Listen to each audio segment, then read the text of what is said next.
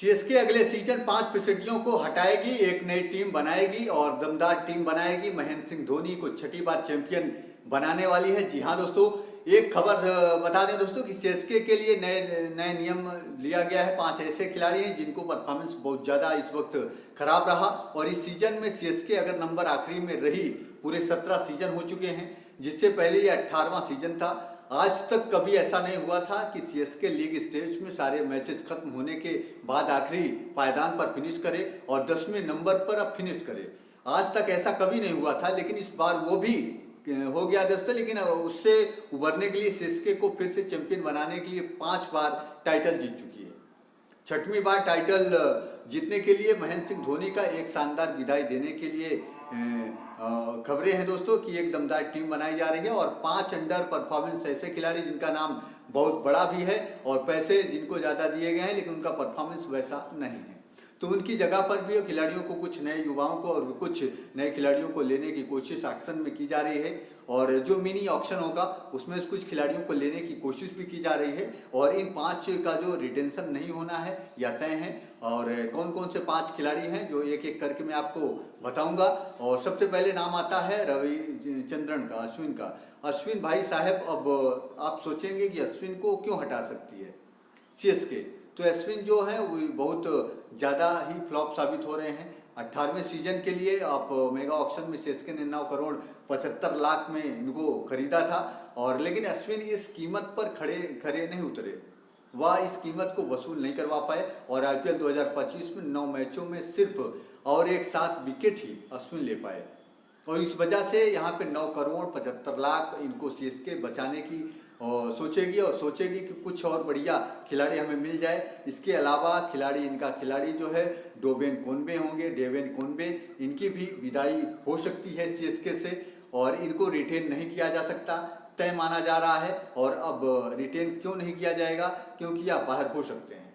इसके बारे में समझना है दोस्तों कि न्यूजीलैंड के ही ओपनर हैं, सीएसके लगातार खेलते आ रहे हैं सीएसके में और डेवेन कॉनवे को 6 करोड़ 26 लाख की कीमत में खरीदी थी सीएसके और डेवेन कॉनवे सिर्फ 6 ही मैच में एक बार सीएसके की खेल पाए, जिनमें से सिर्फ 156 रन बना पाई उनके बल्ले से निकले। यानी कि आप समझ सकते हैं कि 30 से भी कम का औसत स्कोर थोड़ा सा इनका निकल पाया और इतना घटिया बल्लेबाज आप करते हैं कि अब क्या बताएं। और टीम में होना है डी कन्वे नहीं कर सकते और 6 करोड़ में कुछ अच्छे 2 खिलाड़ी सीएसके को मिल सकते हैं, कुछ युवा खिलाड़ी मिल सकते हैं जो कि सीएसके के आगे लेकर जाएंगे। और इसके बाद इस टेस्ट में तीसरा खिलाड़ी जो बाहर हो सकता है वह है विजय शंकर। अब शंकर से सीएसके का मुंह भंग होता दिख रहा है। विजय शंकर के सीएसके ने मेगा ऑक्शन में 1 करोड़ 20 लाख की कीमत पर खरीदा। इसके बाद सीएसके अपने फैसले पर पछता गई और क्योंकि विजय शंकर ने कुछ 6 मैच खेले और जिसमें सिर्फ और सिर्फ 118 रन ही उनके बल्ले से निकले, यानी कि 20 से भी कम का औसत है और गेंदबाजी कर लेते हैं, लेकिन इनकी कार्रवाई नहीं है क्योंकि उतनी अच्छी गेंदबाजी नहीं कर पाते। तो एक तरीके से 1 करोड़ 20 लाख पानी में चले जाएंगे और अब इनकी जगह पर किसी अच्छे खिलाड़ी को सीएसके खरीदेगी।